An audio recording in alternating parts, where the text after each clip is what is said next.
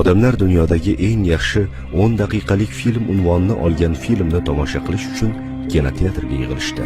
Qisqa daqiqalardan so'ng film boshlandi.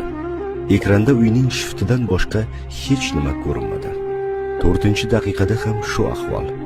5-daqiqada ham. 8-daqiqaga kelib ham shiftdan boshqa hech nima yo'q edi. Odamlar betoqatlana boshladi. Ba'zilar kinoteatrni tark etdi. Ba'zilari ketgan vaqtiga achindi.